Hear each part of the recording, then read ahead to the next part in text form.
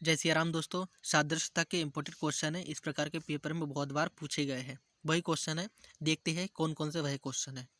तो पहला क्वेश्चन आपको दिख रहा होगा कि 18, 30, क्वेश्चन मार्क 66 और 54 और 102 इस प्रकार के सवाल आए तो आपको कैसे करना है।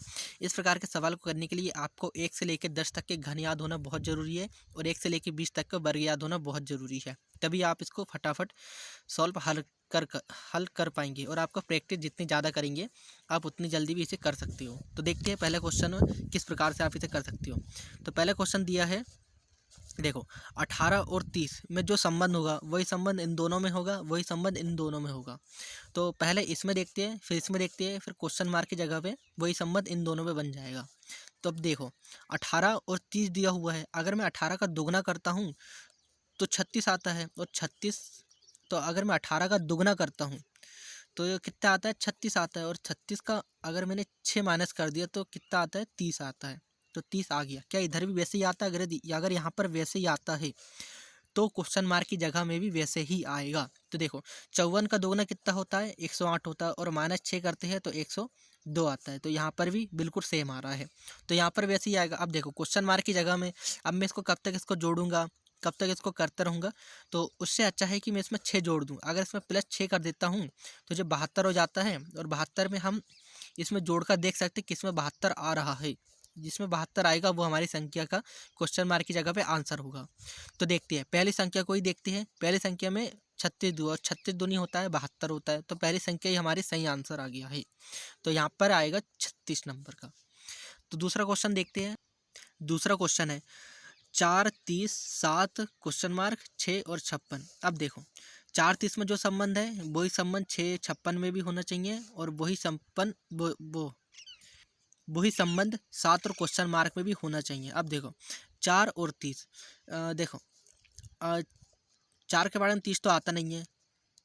तो 4 में से अगर देखो 4 के बाद अगर मैं एक इसमें प्लस कर दूं तो 5 हो जाएगा और 5 गुणित 6 करता हूं तो 30 आता है।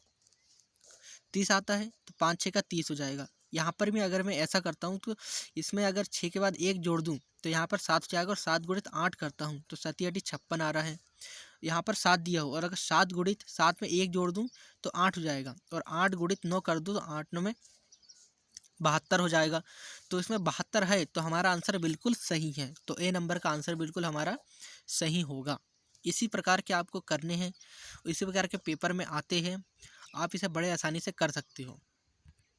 तीसरा क्वेश्चन देखते हैं किस प्रकार से करना है। अब देखो तीसरा क्वेश्चन में क्या दिए हुए, 13 और 225 दिए हुए, यहाँ पर 16 और क्वेश्चन मार्क है और 17 और 361 यानी 361 दिया हुआ है। तो इन दोनों में जो संबंध है वही संबंध इनमें भी होगा और वही संबंध इन दोनों में भी होगा। अब देखो ये कितने का वर्ग है, ये तो 15 का वर्ग है। ये कितने का वर्ग है, ये है 15 का वर्ग है। और ये कितने का वर्ग है, ये है 17 18 19 का वर्ग है जी। ये 19 का वर्ग है। अब देखो 13 में 2 जोड़ दो तो 15 हो जाता है और 17 में 2 जोड़ दो तो 19 हो जाता है। हो गया। अब इसके बाद अगर हम मैं 16 में 2 जोड़ दूं तो कितना कितना होगा, 6 7 8 और एक और एक, सॉरी